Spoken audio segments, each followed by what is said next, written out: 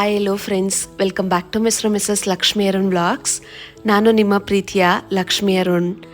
ಎಲ್ಲರೂ ತುಂಬಾ ಚೆನ್ನಾಗಿದ್ದೀರಾ ಅಂತ ಭಾವಿಸ್ತಾ ಈ ವ್ಲಾಗ್ನ ಶುರು ಮಾಡ್ತಿದ್ದೀನಿ.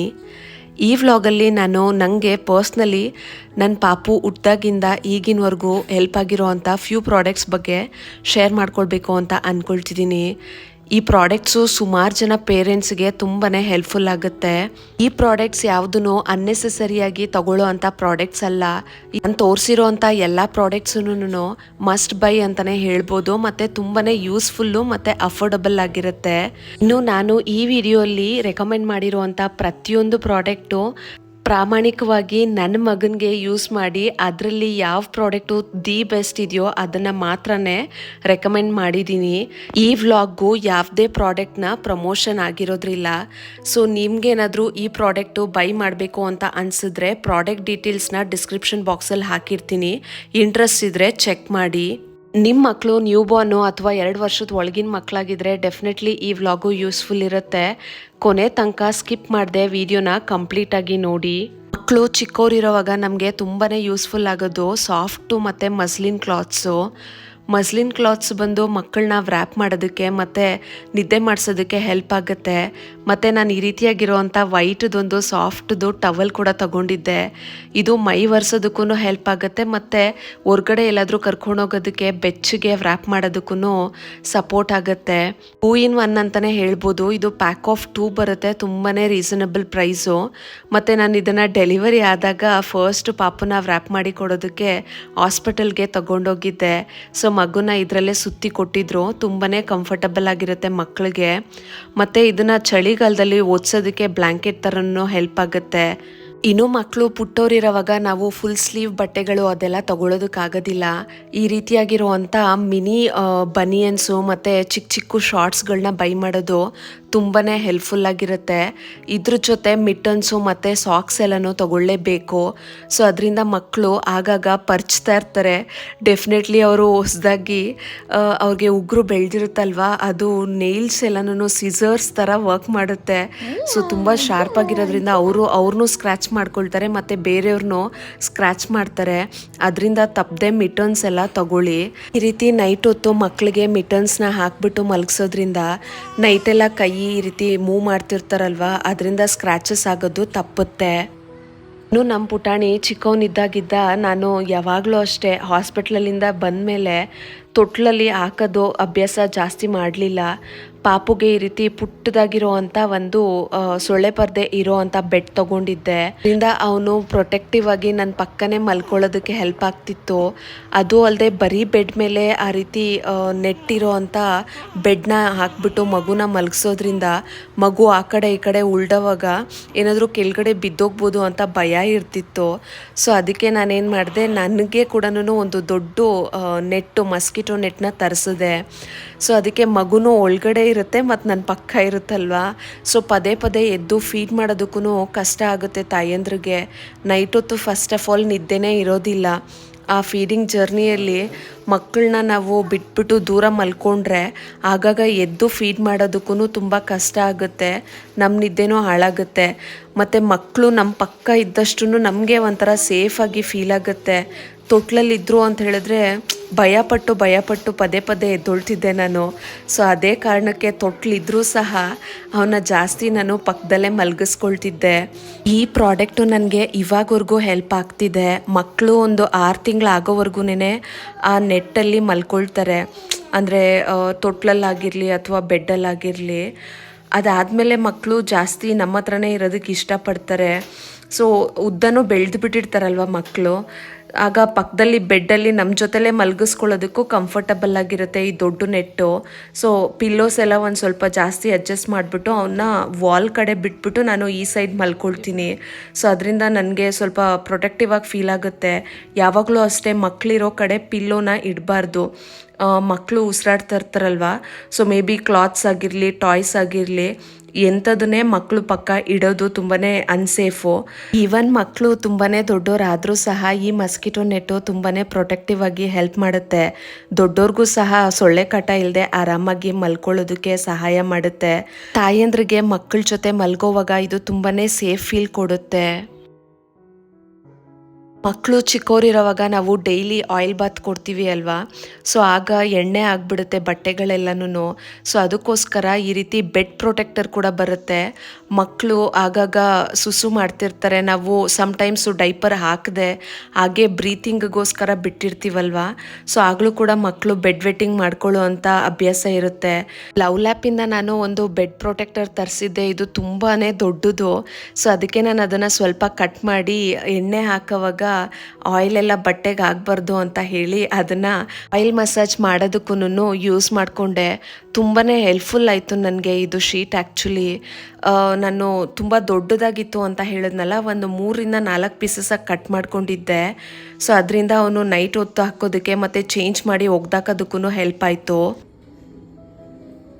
ಮಕ್ಕಳಾದ್ಮೇಲೆ ನಮಗೆ ತುಂಬಾ ಅನ್ಸ್ಕಿಪ್ಪಬಲ್ ಖರ್ಚು ಬರೋದು ಯಾವುದ್ರಿಂದ ಅಂತ ಹೇಳಿದ್ರೆ ಡೈಪರಿಂದ. ಪದೇ ಪದೇ ಬಳಸ್ತಾ ಇರ್ತೀವಿ, ಬಿಸಾಡ್ತಾ ಇರ್ತೀವಿ. ನನಗಂತೂ ಸುಮಾರು ಸತಿ ಅನ್ನಿಸ್ತಿತ್ತು ಇದೇನಪ್ಪ ಇಷ್ಟೊಂದು ಡೈಪರ್ಸ್ ಖರ್ಚಾಗ್ತಿದೆ ಅಂತ. ಸೊ ಅದಕ್ಕೋಸ್ಕರ ರಿಯೂಸಬಲ್ ಡೈಪರ್ಸ್ನ ಆರ್ಡ್ರ್ ಮಾಡಿಕೊಂಡೆ. ಈ ರಿಯೂಸಬಲ್ ಡೈಪರ್ಸ್ಗೆ ಪ್ಯಾಡ್ಸ್ ಬರುತ್ತೆ, ಅದನ್ನು ಫಿಕ್ಸ್ ಮಾಡಿಕೊಂಡ್ರೆ ಸಾಕು. ಮತ್ತು ಅಡ್ಜಸ್ಟಬಲ್ ಸೈಜಸ್ ಕೂಡ ಬರುತ್ತೆ. ಮಕ್ಕಳು ಸೊಂಟ ಎಷ್ಟಿದೆಯೋ ಅಲ್ಲಿಗೆ ನಾವು ಲಾಕ್ ಮಾಡಿಕೊಂಡ್ರೆ ಆಯಿತು. ತುಂಬಾ ಒಳ್ಳೆ ಅಟ್ರಾಕ್ಟಿವ್ ಕಲರ್ಸಲ್ಲೂ ಬರುತ್ತೆ. ಇದನ್ನು ನಾನು ಸುಮಾರು 6-7 ತಿಂಗಳು ಯೂಸ್ ಮಾಡಿಕೊಂಡೆ.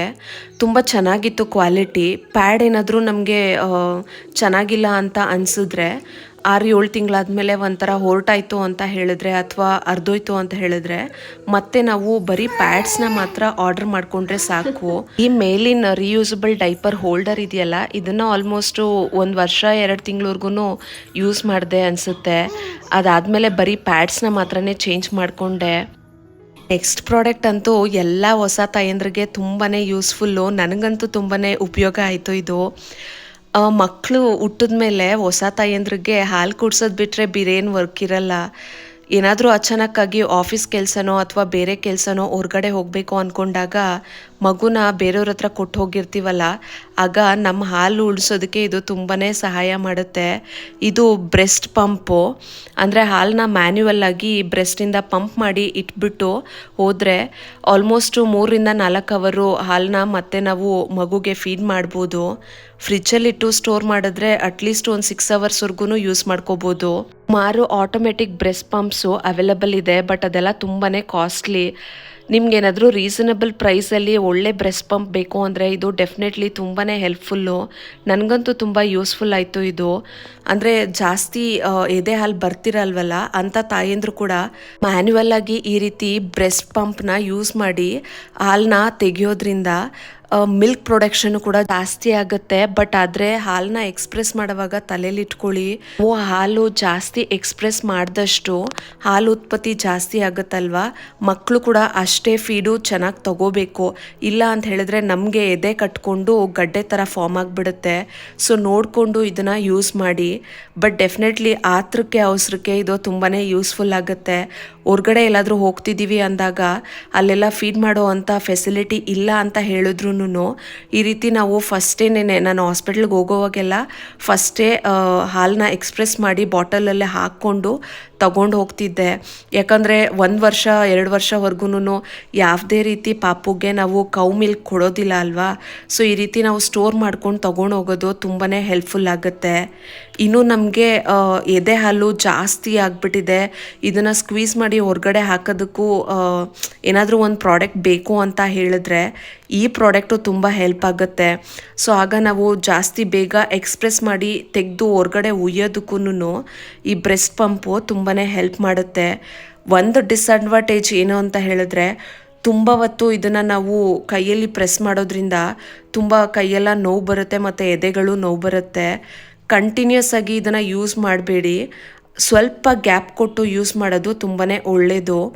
ಅದಾದಮೇಲೆ ಎದೆಗಳಿಗೆ ಬಿಸಿ ನೀರಿಂದ ಸ್ವಲ್ಪ ಒತ್ತಡ ಕೊಡೋದ್ರಿಂದ ಏನಾದರೂ ಎದೆಯಲ್ಲಿ ಹಾಲು ಕಟ್ಕೊಂಡಿತ್ತು ಅಂತ ಹೇಳಿದ್ರೆ ಅದು ಕೂಡ ಸ್ವಲ್ಪ ಸೂದನ್ ಆಗುತ್ತೆ. ಆವಾಗ ಯೂಸ್ ಮಾಡಿದ್ರು ಅಷ್ಟೇ ಬಾಟಲ್ ಆಗಿರಲಿ ಅಥವಾ ಪಂಪ್ ಆಗಿರಲಿ ಎಲ್ಲದೂ ಹಾಟ್ ವಾಟರಲ್ಲಿ ಸ್ಟೆರಿಲೈಸ್ ಮಾಡೋದು ತುಂಬಾ ಇಂಪಾರ್ಟೆಂಟು. ಹೊಸ ತಾಯಂದ್ರಿಗೆ ತುಂಬಾ ಡಿಫಿಕಲ್ಟ್ ಟಾಸ್ಕ್ ಏನು ಅಂತ ಹೇಳಿದ್ರೆ ಮಕ್ಕಳನ್ನ ಸರಿಯಾಗಿ ಹೋಲ್ಡ್ ಮಾಡೋದು ಬ್ರೆಸ್ಟ್ ಫೀಡ್ ಮಾಡೋವಾಗ. ಅದಕ್ಕೋಸ್ಕರನೇ ಬ್ರೆಸ್ಟ್ ಫೀಡಿಂಗ್ ಪಿಲ್ಲೋಸ್ ಕೂಡ ಸ್ಪೆಷಲ್ ಆಗಿ ಅವೈಲಬಲ್ ಇದೆ. ನಾನು ಡೆಲಿವರಿ ಆಗೋದಕ್ಕೆ ಮೊದಲೇ ಬ್ರೆಸ್ಟ್ ಫೀಡಿಂಗ್ ಪಿಲ್ಲೋನ ಆರ್ಡರ್ ಮಾಡಿದ್ದೆ. ಏನೇ ಇದ್ರೂ ದೊಡ್ಡವ್ರ ಸಹಾಯ ಬೇಕೇ ಬೇಕಲ್ವಾ. 1-2 ವಾರ ತುಂಬಾ ಕಷ್ಟಪಟ್ಟೆ ನಾನು. ಅದಾದಮೇಲೆ ಯಾರದೇ ಸಹಾಯ ಇಲ್ಲದೆ ಜಸ್ಟು ಈ ಪಿಲ್ಲೋಯಿಂದನೇ ತುಂಬಾ ಕಂಫರ್ಟಬಲ್ ಆಗಿ ಪಾಪುಗೆ ಫೀಡ್ ಮಾಡೋಕ್ಕಾಯ್ತು. ಟ್ರಸ್ಟ್ ಮೀ, ಇದು ತುಂಬಾ ಹೆಲ್ಪ್ಫುಲ್ಲು. ಇದಾದಮೇಲೆ ನಾನು ಹೆಂಗೆ ಇದನ್ನು ಯೂಸ್ ಮಾಡೋದು ಅಂತ ಯೋಚನೆ ಮಾಡ್ತಿರೋವಾಗ ಮಗುಗೆ ಟಮ್ಮಿ ಟೈಮ್ ಕೊಡೋದಕ್ಕೂ ಈ ಪಿಲ್ಲೋಸು ತುಂಬಾ ಹೆಲ್ಪ್ಫುಲ್ ಆಯಿತು ನನಗೆ. ಆಗ ಮಕ್ಕಳು ಬೋರ್ಲು ಬಿದ್ದಾದಮೇಲೆ ನೆಕ್ಸ್ಟು ಕ್ರಾಲ್ ಮಾಡೋದಕ್ಕೆಲ್ಲ ಹೆಲ್ಪ್ ಮಾಡುತ್ತಲ್ವ, ಒಳ್ಳೆ ನೆಕ್ ಸ್ಟ್ರೆಂತ್ ಕೂಡ ಬರುತ್ತೆ ಈ ರೀತಿ ಮಾಡೋದ್ರಿಂದ. ಇನ್ನು ಮಗು 1 ವರ್ಷ ಆದಮೇಲೆ ಅದನ್ನು ನಾವು ಕೂಡ ಯೂಸ್ ಮಾಡ್ಕೊಂಡ್ವಿ. ಇದು ಯಾವುದೇ ರೀತಿ ವೇಸ್ಟೇಜ್ ಅಂತೂ ಆಗೋದಿಲ್ಲ. ಇದು ಡೆಫಿನೆಟ್ಲಿ ಮಸ್ಟ್ ಇನ್ವೆಸ್ಟ್ ಪ್ರಾಡಕ್ಟ್ ಅಂತಲೇ ಹೇಳ್ತೀನಿ. ಮಕ್ಕಳು ಬೆಳೀತಾ ಇದ್ದಂಗೆ ಹೊಸ ಹೊಸ ಪ್ರಾಡಕ್ಟ್ಸು ತಗೊಳ್ಬೇಕಾಗತ್ತೆ. ಇನ್ನು 6 ತಿಂಗಳಾದಮೇಲೆ ಸುಮಾರು ಜನ ಸಾಲಿಡ್ಸು ಇಂಟ್ರಡ್ಯೂಸ್ ಮಾಡ್ತಾರಲ್ವ. ಸೊ ಆಗ್ಲಿಂದನೇ ಹೆಲ್ಪ್ ಆಗೋ ಅಂತ ಒಂದು ಇಂಪಾರ್ಟೆಂಟ್ ಪ್ರಾಡಕ್ಟ್ ಏನು ಅಂತ ಹೇಳಿದ್ರೆ ಬೇಬಿ ನ್ಯಾಪ್ಕಿನ್ಸು. ಸೊ ನಾನು ಆರ್ಡರ್ ಮಾಡಿದಂಥ ಈ ನ್ಯಾಪ್ಕಿನ್ ಬಂದು ಇದರಲ್ಲಿ ಒಂದು ಕಪ್ ಟೈಪ್ ಬರುತ್ತೆ ಕೆಳಗಡೆ. ಸೊ ನನಗದು ವಿಡಿಯೋ ಸಿಗಲಿಲ್ಲ, ಅದಕ್ಕೆ ಅಟ್ಯಾಚ್ ಮಾಡಲಿಲ್ಲ. ಸಾಲಿಡ್ಸು ಸ್ಟಾರ್ಟ್ ಮಾಡಿದ್ಮೇಲೆ ಊಟ ಮಾಡಿಸೋವಾಗ ಎಲ್ಲನೂ ಕೆಳಗಡೆ ಚೆಲ್ತಾ ಇರ್ತೀವಲ್ಲ, ಮೆಸ್ಸಿಯಾಗಿರುತ್ತೆ ಮತ್ತು ಬಟ್ಟೆ ಕೂಡ ಗಲೀಜಾಗುತ್ತೆ. ಈ ರೀತಿಯಾಗಿರೋ ಅಂಥ ಒಂದು ನ್ಯಾಪ್ಕಿನ್ನ ತೊಗೊಂಡಿಟ್ಕೊಂಡ್ರೆ ಇದು ವಾಟರ್ ಪ್ರೂಫ್ ಕೂಡ. ಊಟ ಮತ್ತು ನೀರು ಚೆಲ್ಲಿದ್ರೂ ಏನೂ ಆಗಲ್ಲ, ಬಟ್ಟೆ ಕೂಡ ಗಲೀಜಾಗೋದಿಲ್ಲ. ಇದನ್ನು ವಾಶ್ ಮಾಡ್ಕೋಬೋದು. ಪ್ಯಾಕ್ ಆಫ್ 2 ಬರುತ್ತೆ. ಇನ್ನೂ ಅವ್ರು ಸ್ವಲ್ಪ ದೊಡ್ಡವರಾದರೂ ಕೂಡ 1.5 ವರ್ಷ 2 ವರ್ಷವರೆಗೂ ಕೂಡ ಬಳಸ್ಕೋಬೋದು. ತುಂಬಾ ಚೆನ್ನಾಗಿರುತ್ತೆ ಪ್ರಾಡಕ್ಟು.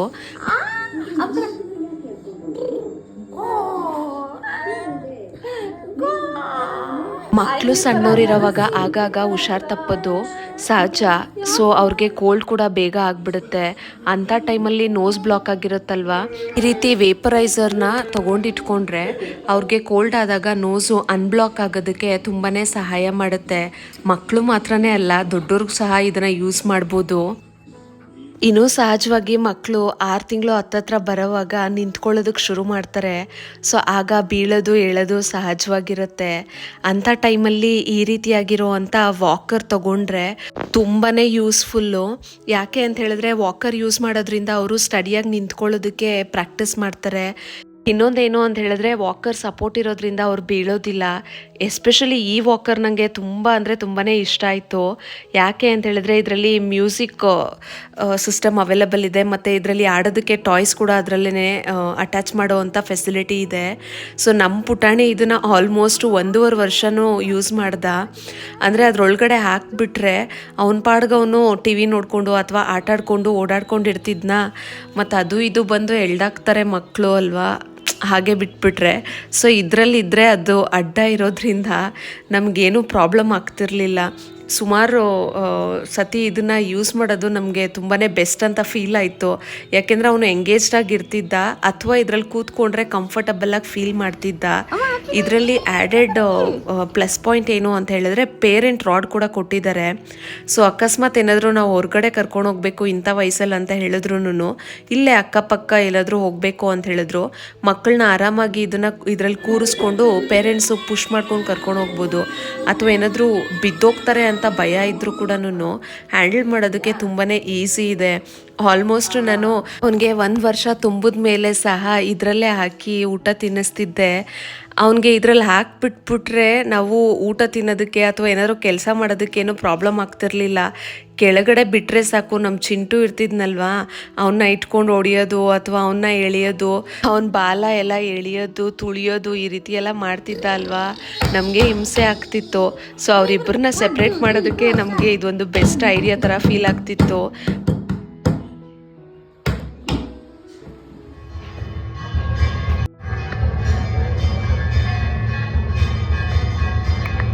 ಇನ್ನು ಮಕ್ಕಳಾದ್ಮೇಲೆ ಎಲ್ಲಿಗಾದರೂ ಹೊರಗಡೆ ಹೋಗಬೇಕು ಅಂದರೆ ತುಂಬಾ ಕಿರಿಕಿರಿ ಆಗುತ್ತೆ. ಯಾಕೆ ಅಂದರೆ ಅವ್ರನ್ನ ಎತ್ಕೊಳ್ಳೋದು ಯಾರು ಅನ್ನೋದೇ ಒಂದು ದೊಡ್ಡ ಯೋಚನೆ. ಅವ್ರ ಪಪ್ಪ ಎಲ್ಲ ಕಡೆ ಕ್ಯಾರಿ ಮಾಡ್ಕೋತಿದ್ರು, ಬಟ್ ಆದರೆ ಮನೆಗೆ ಬರೋಷ್ಟೊತ್ತಿಗೆ ಬೇಜಾರಾಗಿ ಹೋಗ್ತಿದ್ರು. ಸೊ ಅದಕ್ಕೋಸ್ಕರನೇ ಈ ರೀತಿ ಕ್ಯಾರಿ ಬ್ಯಾಗ್ನ ಆರ್ಡರ್ ಮಾಡ್ಕೊಂಡಿದ್ದೆ, ಸೊ ದಟ್ ನಾವು ಶೇರ್ ಮಾಡ್ಕೋಬೋದು ಅಂತ.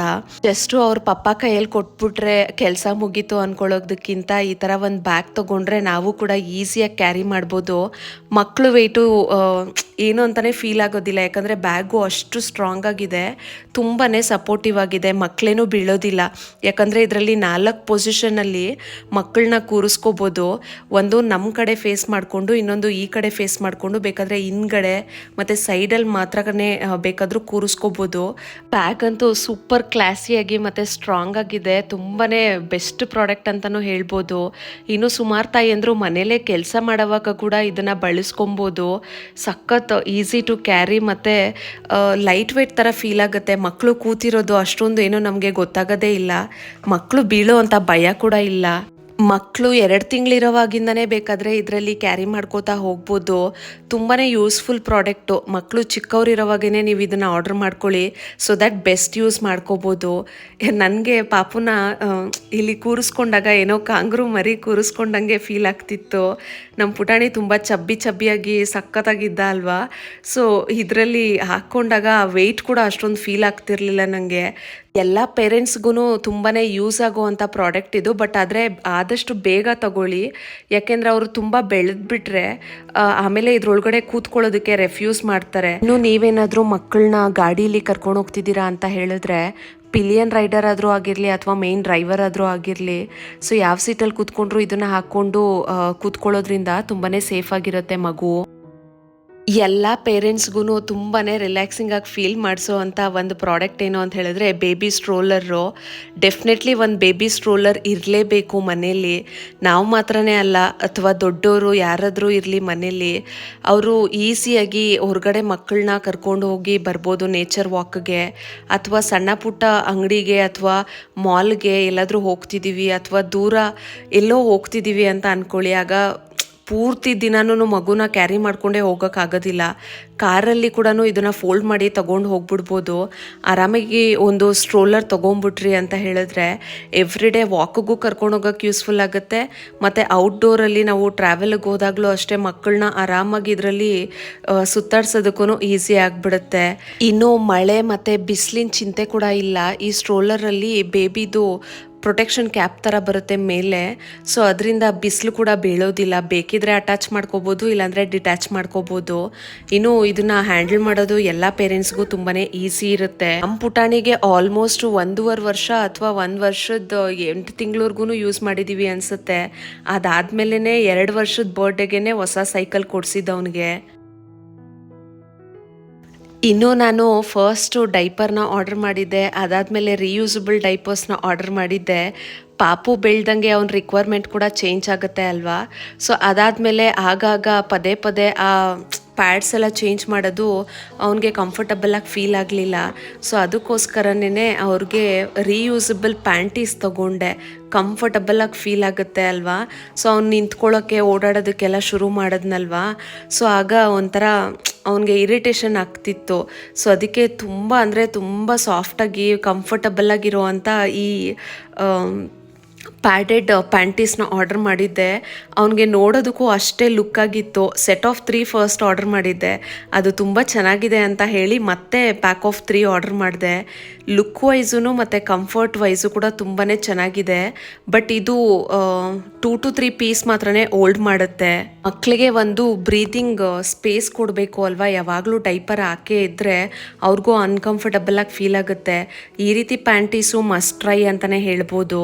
Last but not the list, ಎಲ್ಲ ಪೇರೆಂಟ್ಸ್ಗೂ ಮಗು ಹುಟ್ಟಿದಾಗಿಂದನೂ 2 ವರ್ಷ ಅಥವಾ 3 ವರ್ಷ ಆಗೋವರೆಗೂ ಯಾವ ಡೈಪರ್ ಯೂಸ್ ಮಾಡಬೇಕು ಅಂತ ಒಂದು ದೊಡ್ಡ ತಲೆನೋವು ಇರುತ್ತೆ. ನಾನು ಮಗು ಹುಟ್ಟಿದಾಗಿಂದನೂ ಇವಾಗಿನವರೆಗೂ ಯೂಸ್ ಮಾಡ್ತಾ ಇರೋವಂಥ ಒಂದೇ ಒಂದು ಬ್ರ್ಯಾಂಡ್ ಅಂತ ಹೇಳಿದ್ರೆ ಅದು ಕಡಲ್ಸ್ ಬೇಬಿ ಪ್ಯಾಂಟ್ಸು. ತುಂಬ ಚೆನ್ನಾಗಿದೆ ಈ ಪ್ರಾಡಕ್ಟು. ಈಗವರೆಗೂ ಸಹ ಮಗುಗೆ ಒಂದ್ಸತಿ ಕೂಡ ಈ ಡೈಪರ್ ಯೂಸ್ ಮಾಡಿ ರ್ಯಾಷಸ್ ಆಗಲಿ ಅಥವಾ ಯಾವುದೇ ರೀತಿಯಾಗಿರುವಂಥ ಪಿಂಪಲ್ಸ್ ಆಗಲಿ ಏನೂ ಆಗಲಿಲ್ಲ. ಅವ್ನು ತುಂಬಾ ಕಂಫರ್ಟಬಲ್ ಆಗಿ ಇದರಲ್ಲಿ ಫೀಲ್ ಮಾಡ್ತಾನೆ. ಆ್ಯಕ್ಚುಲಿ ಇದು ನನ್ನ ಪರ್ಸ್ನಲ್ ಫೇವ್ರೇಟ್ ಅಂತಲೇ ಹೇಳ್ಬೋದು. ಯಾಕೆ ಅಂತ ಹೇಳಿದ್ರೆ ನನ್ನ ಬಜೆಟ್ ಒಳಗಡೆ ಬರ್ತಿದೆ ಇದು. ಇದು ಪ್ರೀಮಿಯಂ ಕ್ವಾಲಿಟಿಯಲ್ಲಿ ಬರುತ್ತಲ್ವ ಪ್ಯಾಂಪರ್ಸು, ಅದೆಲ್ಲನೂ ಅದಕ್ಕಿಂತ ತುಂಬಾ ಬೆಸ್ಟಾಗಿ ಫೀಲ್ ಆಗುತ್ತೆ ನನಗೆ. ಇನ್ನು ಕಡಿಮೆ ರೇಟಿನ ಡೈಪರ್ಸ್ ಎಲ್ಲನೂ ಮಾರ್ಕೆಟಲ್ಲಿ ಅವೈಲಬಲ್ ಇದೆ, ಬಟ್ ಆದರೆ ಕಂಪ್ಯಾರಿಟಿವ್ಲಿ ಇದು ತುಂಬಾನೇ ರೀಸನಬಲ್ ರೇಟು ಮತ್ತು ಪ್ರೀಮಿಯಂ ಕ್ವಾಲಿಟಿಯಿಂದ ಬರೋದ್ರಿಂದ ಸ್ವಲ್ಪ ದುಡ್ಡು ಜಾಸ್ತಿ ಆದ್ರೂ ತುಂಬಾನೇ ಚೆನ್ನಾಗಿದೆ ಕ್ವಾಲಿಟಿ ಅಂತಲೇ ಹೇಳ್ಬೋದು. ನಾನು ಸಣ್ಣವನಿರೋವಾಗ ಆಲ್ಮೋಸ್ಟ್ ನೈಟಲ್ಲೆಲ್ಲ ಬಿಟ್ಬಿಡ್ತಿದ್ದೆ, ಮಾರ್ನಿಂಗೇ ಇದನ್ನು ರಿಮೂವ್ ಮಾಡ್ತಿದ್ದಿದ್ದು. ಆಲ್ಮೋಸ್ಟ್ 12 ಅವರ್ಸು ಹೋಲ್ಡ್ ಮಾಡುವಂಥ ಕೆಪಾಸಿಟಿ ಇದೆ. ಇನ್ನು ಸುಸುನ ಚೆನ್ನಾಗಿ ಹೋಲ್ಡ್ ಮಾಡುತ್ತೆ, ಹೊರಗಡೆ ಲೀಕ್ ಆಗೋದಿಲ್ಲ. ಎಲ್ಲ ತಾಯಂದ್ರಿಗೂ ನೈಟ್ ಎಲ್ಲ ಎದ್ದು ಡೈಪರ್ ಚೇಂಜ್ ಮಾಡೋದೇ ಒಂದು ದೊಡ್ಡ ತಲೆನೋವು, ಬಟ್ ಡೆಫಿನೆಟ್ಲಿ ಇದನ್ನ ನಾನು ಪರ್ಸ್ನಲಿ ರೆಕಮೆಂಡ್ ಮಾಡ್ತೀನಿ. ಇದರಲ್ಲಿ ನ್ಯೂ ಬಾರ್ನ್ ಸೈಜಿಂದ ಹಿಡಿದು ಲಾರ್ಜು ಮತ್ತು ಎಕ್ಸ್ಟ್ರಾ ಲಾರ್ಜ್ವರೆಗೂ ಅವೈಲಬಲ್ ಇದೆ. ಮಕ್ಕಳು ಎಂಥ ಸೈಜಲ್ಲಿ ಇದ್ರೂ ಇದು ತುಂಬಾ ಪರ್ಫೆಕ್ಟ್ ಮ್ಯಾಚ್ ಅಂತಲೇ ಹೇಳ್ಬೋದು. ನಾನು ಯಾವಾಗಲೂ ಅಷ್ಟೇ ಪ್ಯಾಕ್ ಆಫ್ 3 ತೊಗೊಂಡ್ಬಿಡ್ತಿದ್ದೆ, ಆಗ ಸ್ವಲ್ಪ ರೇಟು ಕಡಿಮೆ ಆಗುತ್ತೆ. ಪ್ಯಾಕ್ ಆಫ್ 1 ಅಥವಾ ಪ್ಯಾಕ್ ಆಫ್ 2 ತೊಗೊಂಡ್ರೆ ಕಂಪ್ಯಾರಿಟಿವ್ಲಿ ಸ್ವಲ್ಪ ರೇಟ್ ಜಾಸ್ತಿ ಇರುತ್ತೆ. ಸೊ ನೋಡಿದ್ರಲ್ವ ಫ್ರೆಂಡ್ಸ್, ನಾನು ಈ ವಿಡಿಯೋಲ್ಲಿ ರೆಕಮೆಂಡ್ ಮಾಡಿರೋ ಅಂಥ ಎಲ್ಲ ಪ್ರಾಡಕ್ಟ್ಸು ನನ್ನ ಓನ್ ಯೂಸೇಜ್ ಮೇಲೆ ನಿಮಗೆ ಫೀಡ್ಬ್ಯಾಕ್ ಕೊಡ್ತಿದ್ದೀನಿ. ನಾನು ಹೊಸ ತಾಯಿ ಆಗಿರೋವಾಗ ನನಗೆ ಯಾರು ಯಾವುದನ್ನು ರೆಕಮೆಂಡ್ ಮಾಡಿರಲಿಲ್ಲ, ನಾನಾಗೆ ಎಲ್ಲ ತಿಳ್ಕೊಂಡಿದ್ದೆ. ಸೊ ಈಗ ಸುಮಾರು ಹೊಸದಾಗಿರುವಂಥ ತಾಯಂದ್ರಿಗೆ ತುಂಬಾ ಕನ್ಫ್ಯೂಷನ್ ಇರುತ್ತೆ. ನನಗೂ ಯಾರಾದರೂ ಈ ರೀತಿ ಅಡ್ವೈಸ್ ಮಾಡಿದರೆ ತುಂಬಾ ಹೆಲ್ಪ್ ಆಗ್ತಿತ್ತು ಅಂತ ಫೀಲ್ ಆಯಿತು. ಸೊ ಅದರಿಂದ ನನ್ನ ಎಕ್ಸ್ಪೀರಿಯನ್ಸಸ್ನ ಇಲ್ಲಿ ಶೇರ್ ಮಾಡಿದ್ದೀನಿ. ಈ ವಿಡಿಯೋ ಕಂಪ್ಲೀಟ್ಲಿ ನನ್ನ ಒಂದು ಅನಿಸಿಕೆ, ಯಾವುದೇ ರೀತಿಯಾಗಿರುವಂಥ ಪ್ರಮೋಷನ್ ಅಲ್ಲ. ಪೇರೆಂಟಿಂಗ್ ಜರ್ನಿ ಏನು ಅಷ್ಟೊಂದು ಸುಲಭವಾಗಿರೋದಲ್ಲ. ಅದು ಹ್ಯಾಪಿನೆಸ್ ಜೊತೆಲಿ ಜವಾಬ್ದಾರಿನೂ ಹೊತ್ಕೊಂಡು ಬಂದಿರುತ್ತೆ, ಅದ್ರ ಜೊತೆ ಖರ್ಚುಗಳು ಇರುತ್ತೆ. ಇದರಿಂದ ಯಾವುದಾದ್ರೂ ಒಂದು ಪೇರೆಂಟ್ಗೆ ನನ್ನ ವಿಡಿಯೋ ಹೆಲ್ಪ್ ಆಯಿತು ಅಂತ ಹೇಳಿದ್ರೆ ನನಗದೇ ಒಂದು ಖುಷಿ. ನಾನು ನನ್ನ ಸಾತ್ವಿಕ್ ಪುಟ್ಟಂಗೆ ಯೂಸ್ ಮಾಡಿರೋವಂಥ ಎಲ್ಲ ಪ್ರಾಡಕ್ಟ್ಸಲ್ಲಿ ಯಾವುದು ದಿ ಬೆಸ್ಟ್ ಅಂತ ಅನ್ನಿಸ್ತೋ ಆ ಪ್ರಾಡಕ್ಟ್ಸ್ನ ನಿಮ್ಗಿಲ್ಲಿ ರೆಕಮೆಂಡ್ ಮಾಡಿದ್ದೀನಿ. ನಿಮ್ಗೆ ಯಾವುದಾದ್ರೂ ಒಂದು ಪ್ರಾಡಕ್ಟು ಇಷ್ಟ ಆಗಿದೆ ಅಂತ ಅನಿಸಿದ್ರೆ, ನೀವು ಯಾವುದನ್ನಾದರೂ ಬೈ ಮಾಡಬೇಕು ಅಂತ ಅನಿಸಿದ್ರೆ ಡಿಸ್ಕ್ರಿಪ್ಷನ್ ಬಾಕ್ಸಲ್ಲಿ ಲಿಂಕ್ ಹಾಕಿದ್ದೀನಿ, ಇದನ್ನು ಯೂಸ್ ಮಾಡಿ ನೀವು ಬೈ ಮಾಡ್ಕೋಬೋದು.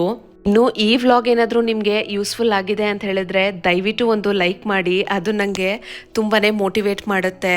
ಈ ವ್ಲಾಗು ನಿಮಗೆ ಯೂಸ್ಫುಲ್ ಆಯ್ತಾ ಇಲ್ವಾ ಅನ್ನೋದನ್ನ ತಪ್ಪದೆ ಕಮೆಂಟ್ ಮೂಲಕ ತಿಳಿಸಿ ಫ್ರೆಂಡ್ಸ್. ಇನ್ನು ನಿಮ್ಮ ಫ್ಯಾಮಿಲಿಯಲ್ಲಿ ಯಾರಿಗಾದ್ರೂ ಈ ವಿಡಿಯೋ ಹೆಲ್ಪ್ ಆಗ್ಬೋದು ಅಂದರೆ ಈ ವಿಡಿಯೋನ ಶೇರ್ ಮಾಡಿ ಮತ್ತು ಹೈಪ್ ಮಾಡಿ.